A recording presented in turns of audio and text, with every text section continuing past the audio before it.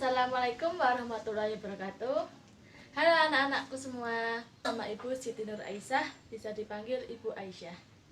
Hari ini Ibu akan menjelaskan materi tentang teks cerita sejarah. Nah, apa itu teks cerita sejarah? Teks cerita sejarah merupakan teks yang menceritakan tentang sebuah fakta dan kejadian masa lalu yang menjadi latar belakang sebuah peristiwa bersejarah.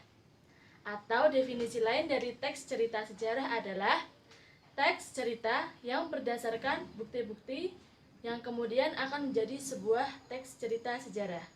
Nah, yang berikutnya adalah ciri-ciri teks cerita sejarah. Yang pertama, disajikan secara kronologis atau sesuai dengan urutan kejadian peristiwa. Yang kedua, merupakan bentuk cerita ulang.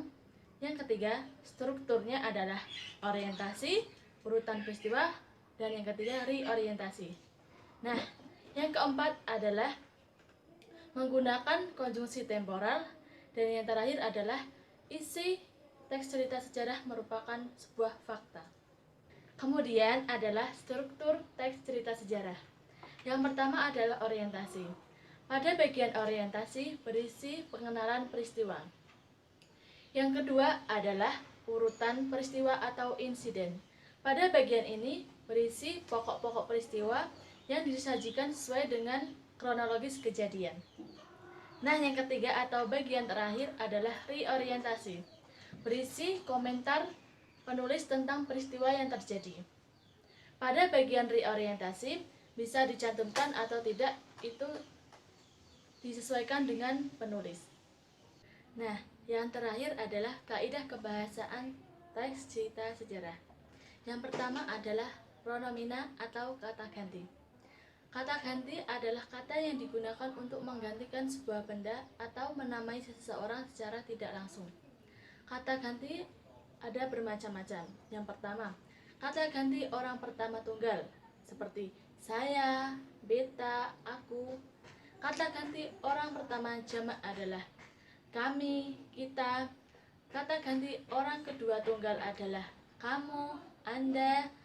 Kata ganti orang kedua jamak adalah kalian. Kemudian kata ganti orang ketiga tunggal adalah dia, ia. Kata ganti orang ketiga jamak adalah mereka. Yang kedua adalah frasa adverbial. Frasa adverbial adalah frasa yang menunjukkan keterangan waktu, tempat, atau kejadian. Contohnya, saat ini, minggu kemarin, hari ini, di rumah, dan lain sebagainya. Yang ketiga adalah verba material. Verba material merupakan verba yang digunakan untuk menunjukkan sebuah aktivitas fisik seperti membaca, mendorong, menarik, melempar, dan lain sebagainya. Dan yang ketiga adalah konjungsi temporal. Konjungsi temporal digunakan untuk menghubungkan suatu urutan kejadian peristiwa seperti kemudian, setelah ini, lalu, dan lain sebagainya. Yang terakhir adalah kalimat majemuk.